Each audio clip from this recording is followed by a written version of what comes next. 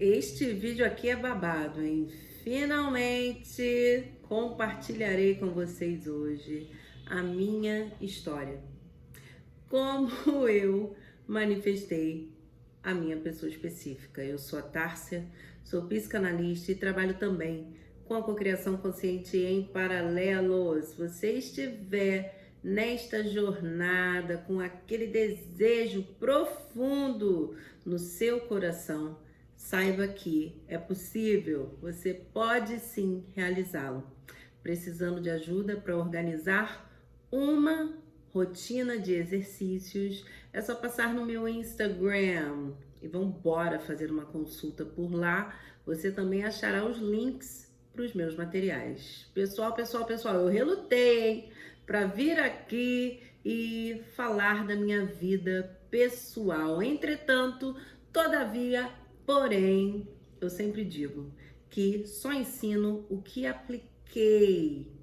E se deu certo para mim, vai dar certo para você também. Lembrando que fé é a base da cocriação consciente. Vamos lá. Eu me peguei com quase 40 anos, revisitando toda a minha vida amorosa e percebendo que tinha sido um desastre, um caos, muita traição, abandono, tudo que confirmava o que tinha sido observado por mim na infância. Amo meu pai, mas era galinha, sim. Várias vezes presenciei a minha mãe passando por situações constrangedoras, inclusive ela chegou a pegá-lo até beijando uma vizinha, casada também. Enfim, é isso, passado. Mas teve que se conformar, né, na minha vida amorosa. Enfim, olhei pra, sei lá, já tinha tido uns 4, 5 namorados e todos com o mesmo padrão.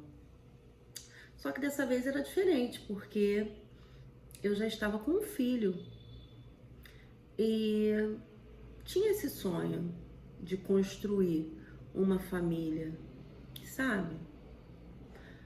Me achei uma perdedora, me culpei, me chicoteei por não ter escolhido bem os meus parceiros.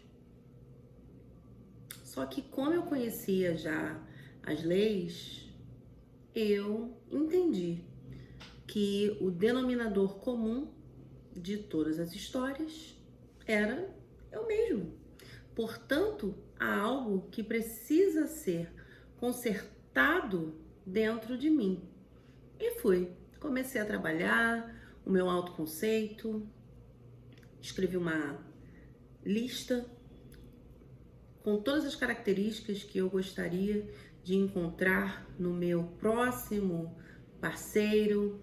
Coloquei coisas físicas que não são negociáveis, sei lá, pessoal, altura, enfim, cada um sabe, né, do seu gosto. Queria um homem bonito, porque eu gosto de um homem bonito, fala sério.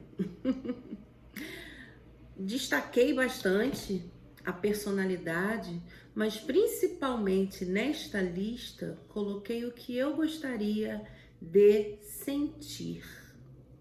O que é que eu queria sentir dentro desta relação?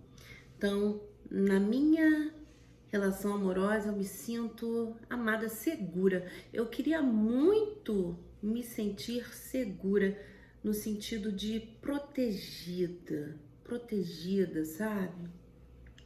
Era assim a minha maior urgência, visto que durante a infância, depois que os meus pais se separaram, eu fiquei 2 anos sem vê-los e sem saber se eles estavam vivos ou mortos. Me senti altamente desprotegida e fiquei com aquela sensação durante quase toda a minha vida.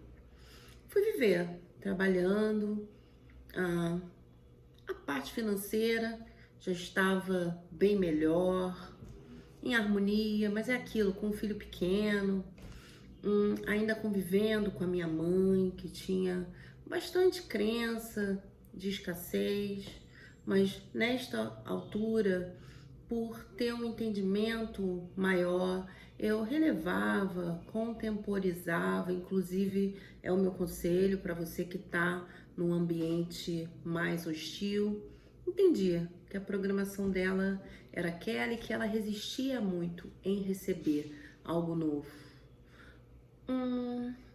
Eu vivia trabalhando esse autoconceito, fazendo as técnicas na frente do espelho, ouvindo algumas batidas, né, binaurais, eu lembro disso, fazendo afirmações, roteiros, até que um dia, foi em dezembro, era fim de ano, o meu filho foi para casa do meu pai e eu tava sozinha. Uma amiga, junto com o marido, me ligou e ficou me chamando para um bar que tem aqui no Rio de Janeiro de rock, que teriam algumas bandas e tal. E, sei lá, aquele dia me deu vontade de sair. Eu falei, quer saber? Vou dar uma voltinha. Estava lá curtindo com eles, até que, não sei, fui pegar alguma bebida, fazer alguma coisa e dei de cara, literalmente, com quem? Com o meu gato maravilhoso, que é, gente, é um gato. E a gente se trombou, ao ponto de eu chegar a entornar algo nele. E ele sorriu, ele abriu um sorriso maravilhoso para mim.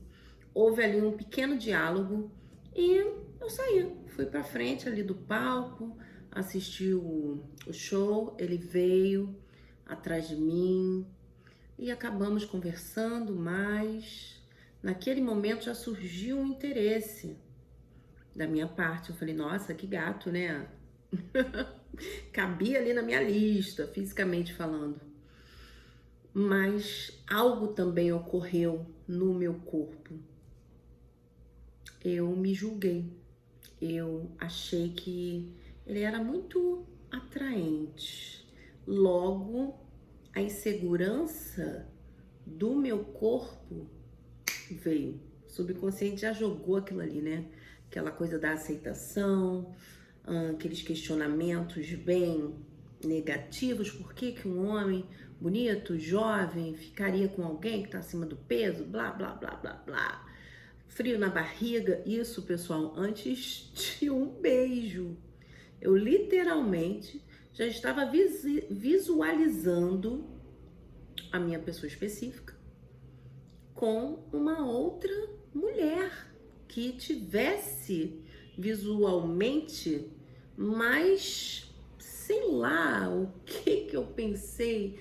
Eu julgava que uma mulher mais jovem, mais magra, seria mais compatível com ele. Isso tudo antes de um beijo, antes da gente se conhecer de verdade. Enfim, ficamos ali de papo e tal, rolaram os beijinhos, fui pra casa. No dia seguinte, ele já estava me procurando. Assumimos um namoro muito rapidamente. Fiquei super feliz. Agora, durante todo o namoro, essa vozinha silenciosa, que não é tão silenciosa assim, do abandono, de achar que ele me trocaria, estava presente, ao ponto dele perceber. Ele chegou a pontuar algumas vezes a minha insegurança e por aí vai. Principalmente porque eu achava que ser mãe solteira seria um grande problema para o próximo relacionamento. Mas fui empurrando com a barriga, não sendo muito autêntica, dava uma fingida aqui e acolá. Descuidei do meu autoconceito, de tudo que eu estava fazendo para ressignificar muitas coisas em mim. Até que um dia, quase um ano depois do início do nosso relacionamento, ele chegou e terminou comigo. falando, claro, né? Houve antes disso algumas discussões, conflitos, nada muito sério. Se eu tivesse sido mais sensata, eu já saberia que esse término estava para acontecer. Só que eu tava cega, paixão cega, junto com insegurança, com medo. Você fica assim, vocês sabem, né? A maioria que tá aqui sabe, a gente emburrece. E eu fiquei bem no masculino, dando uma perseguida. Hoje em dia eu acho engraçado porque a nossa comunicação durante um ano de namoro era bem desproporcional, sempre eu me esforçando muito para manter, justamente por causa do medo de abandono. Eu tinha que me esforçar demais para fazê-lo ficar, certo? Porque, imagine, meu pai e minha mãe foram, então qualquer um vai, né? Era este o processo ali. Quando ele chegou, ele estava bem desanimado. E ele disse, olha, não dá, não gosto de mais nada em você, né? A personalidade. E claro que eu fiz. Fiquei praticamente implorando, barganhando. Veio a criança, né? À tona, que não quer sofrer o abandono. E ele foi muito paciente, inclusive elegante. Mas chegou uma hora, né? Como todo ser humano, que ele deu um basta. Ele deu um basta. E, inclusive, eu cheguei aí no trabalho dele, conhecia lá o chefe, que veio, conversou comigo, bloqueado em tudo, até que, fui fuxicar, me deparei com o quê? Com o meu pior pesadelo. Afinal, se eu cultivei um pensamento por muito tempo e ele foi regado pelo medo, ele fatalmente seria concretizado aqui fora. O Vi, nós estávamos terminados já há uns 2 meses, marcado em uma foto na praia. E ao lado dele, uma moça que tinha o perfil que eu visualizava como compatível para ele. Eu me achava inadequada, porque não me aceitava, sempre tive um probleminha com peso, né? Essa coisa de se sentir desprotegida, meu próprio subconsciente tentou manter por muito tempo, e ainda tenta, ainda tem aí uns deslizes, tá, pessoal? Essa gordura como proteção. Quando eu vi esta foto, eu tive 2 opções. É como chegar numa encruzilhada. Ou eu vou me inundar disso e cair num buraco, ou eu, que já sei como as coisas funcionam, vou manifestar uma história diferente. E foi o que eu escolhi fazer. Nunca mais procurei nada, e desta vez eu estava determinada a cuidar de mim, de todas as formas. Lembro que fiz uma revisão do dia do término, como se nunca tivesse acontecido. Toda vez que a minha mente tentava jogar, eu rejeitava. Eu literalmente declarava, isso nunca aconteceu. Isso nunca aconteceu. Então eu lia a revisão umas 3 vezes ao dia, fazia muita afirmação de autoconceito, principalmente para solidificar esta narrativa de ser única, priorizada, amada. Eu não contei para ninguém que nós tínhamos terminado, então minha mãe perguntava, eu dizia que ele estava viajando, às vezes eu ia num restaurante, algum lugar que já havíamos frequentado, e eu falava a mesma coisa, e literalmente fingi para mim mesma que ele estava viajando, né? Visto que ele nem é daqui do Rio de Janeiro, então era uma história muito fácil para usar neste processo de convencimento. Pronto. Comecei a me sentir bem fazendo essas práticas, não dei muito espaço para dúvida, não comentei com ninguém sobre o processo. Foi algo muito íntimo, embora eu tenha tido, sim, alguns medos. Eu só não os entretia. Pessoal, a dúvida, o medo, eles surgirão. O que você não pode é entretê-los. Rapidamente é importante fazer ali uma intervenção. Eu entendo, eu reconheço, mas isso tudo é passado. Eu estou construindo uma nova história. Agora, eu tinha uma ótima suposição. Eu tinha uma convicção tão grande de que ele me amava, e a minha mente jogava isso o tempo inteiro. Ele me ama, eu sei que ele me ama, eu sabia. Agora, saber que alguém te ama não é digamos que, uma garantia de que vocês ficarão juntos, porque muitas pessoas se amam e estão separadas. Aí eu coloquei algum movimento. Ele me ama e sente muita vontade, urgência de ficar comigo. Pessoal, fui me sentindo cada vez melhor, fisicamente, emocionalmente, até que um dia fui em uma tatuadora fazer essa tatuagem aqui, ó, do meu dedo, que é um Q de Queen, because I'm a Queen.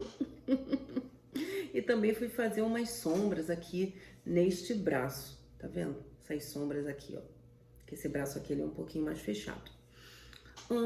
Pronto, tô lá, de boa, feliz da vida, até que ela me pergunta: Tássia, tô precisando de um bombeiro hidráulico, você tem o número de algum? Eu falei: cara, faz pouco tempo que eu fiz um serviço, deixe-me ver aqui pra você. Eu não sabia o nome do bombeiro hidráulico, então eu peguei meu telefone e fui descendo pra ver os chats, né, as janelas. E aí me deparei com a fotinho dele, ou seja, eu que estava bloqueadíssima porque perturbei a vida dele, fui desbloqueada.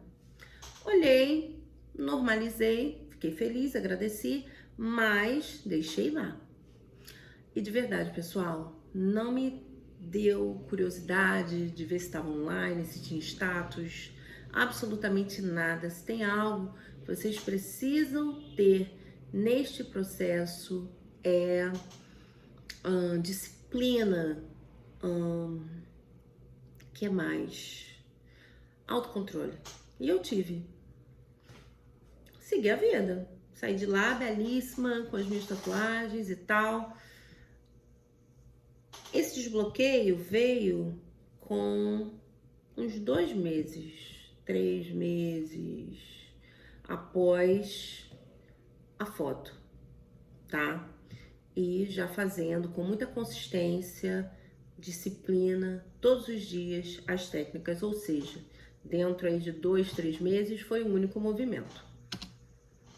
E não me permiti ficar viciado em movimento, seguir. Pessoal, depois desses 3 meses, houve um hiato aí de mais uns 3, 4 meses, acho que isso. Até que um dia eu estava em um evento, foi na época do Zumbi dos Palmares, eu lembro muito bem disso. Tava tendo um evento de literatura africana, eu gosto muito. Enfim, tô lá e eu sinto... Ah, não, tem que falar de algo antes disso. 2 semanas antes deste evento, eu estava aqui, no espelho, fazendo as minhas afirmações de autoconceito, até que naturalmente veio uma voz, e foi meu eu superior, eu sei disso, e disse o seguinte: melhor que você, ele nunca vai encontrar. E pessoal, parece que eu fui inundada por uma certeza, por uma convicção, e foi aí que eu percebi que a minha nova identidade, ela se solidificou naquele momento. Lembrando que não tô aqui dissecando todo o processo, mas tive que perdoar o meu pai. Achei que já tinha perdoado, mas não tinha, né? Várias coisinhas. Também tive um acompanhamento, não de uma pessoa aqui do Brasil, uma pessoa de fora, certo? Que, inclusive, me acompanha até hoje. Enfim, 2 semanas depois desta informação ali do espelho, estava neste evento, na época do Zumbi de Palmares, acho que em novembro, né, de literatura africana, até que senti o meu celular vibrar na bolsa. Eu juro pra vocês, assim que vibrou, eu sabia que era ele. E não tive nenhum senso de urgência. Foi natural. Peguei e eu tinha uma certeza de que não ficaria de papinho em um WhatsApp. Inclusive, né, sugiro que vocês não fiquem. Tem muito equívoco, enfim. Ele também tem atitude, era algo que eu sempre admirava nele, esta atitude. Ele falou, Tárcia, eu gostaria de te ver, certo? Pra gente poder conversar e tal, pode quando? Eu falei, posso tal dia. E nos encontramos ali, acho que uns 2 dias depois, no centro da cidade. Foi, no centro da cidade. Aí, assim que ele chegou, a primeira fala dele foi essa aqui, ó. Tárcia, inclusive, pessoal, desculpa, tá? Mas é um termo esdrúxulo popular que muita gente usa. Ele falou o seguinte, você fez macumba pra mim? Aí eu falei, não, por quê? Aí ele, porque eu pensava em você o tempo todo. Aí eu, uau, sempre há movimentos. A minha história é a maior prova, porque nada de concreto aconteceu antes disso. Voltamos neste mesmo momento e agora já estamos aqui. Pessoa que disse na minha cara que não gostava de mais nada em mim. Qual foi o segredo? Naquele momento ali do espelho, eu tive a convicção, mas lá na festa e em todo o meu percurso, eu tinha um sentimento de que eu amo, eu sei que ele me ama, mas eu tô bem. Tô bem com ele, sem ele. Seria melhor, né? Acompanhada. Mas não era aquele fim do mundo, aquele dramalhão que já tinha sido. Principalmente quando ele me deixou e durante a relação eu me sentia extremamente infeliz. Foi muito importante ter vivido esta separação, porque eu não era autêntica. Eu vivia com medo dele me deixar, dele me trair e não sei, né, se foi traição. Nunca perguntei, nunca perguntarei, inclusive o que ele fez, deixou de fazer, não faz diferença, porque eu renasci e eu trouxe para minha vida um homem que também renasceu. E juntos nós vivemos uma nova história. Então, mesmo que ele tenha ido para um cabaré, não faz diferença, porque no cabaré, quem estava lá no coração dele? Eu. É assim que vocês precisam pensar. Então, assim, pessoal, foi um processo doloroso em alguns momentos, como eu disse. Já me peguei no meu quarto, naquela posição ali, quase que fetal, sentindo medo, mas sempre corrigindo, com muita calma, não entretendo as histórias que não estavam alinhadas com a vida que eu desejei para mim. Outro dia eu volto para contar o que aconteceu depois deste processo, porque houve alguns desafios e já vou dar uma palhinha aqui. Não foi da parte dele, foi da minha parte, porque eu não queria casar. Sim. Uma crença que eu herdei. Na verdade, não uma crença, uma negação que eu acabei herdando da minha mãe. Minha mãe declarava o tempo inteiro que não casaria, não casaria, não casaria. E ela não foi casada oficialmente com meu pai, né? Eles se juntaram porque ela tinha uma bendita de uma pensão, eu já falei dessa pensão aqui. Então, eu cresci declarando isso, que eu não ia casar, que eu não ia casar, que eu não ia casar. E quando chegou ali na hora, eu fiquei meio assim, sabe? Dando uma de que, peraí, eu sou intelectual, quero ficar sozinha. Então, houve um desafio. E depois eu volto para contar. Mas é isso, pessoal. Manifestei assim. Se você precisar de ajuda no seu processo, é só passar lá no meu Instagram e saiba que é real. Você pode sim manifestar uma pessoa específica, só que o trabalho não é fora. Inclusive, se for fora, é manipulação. O que nós queremos aqui é permitir. Eu me permito trazer esta pessoa para mim. É isso. Amo vocês, hein?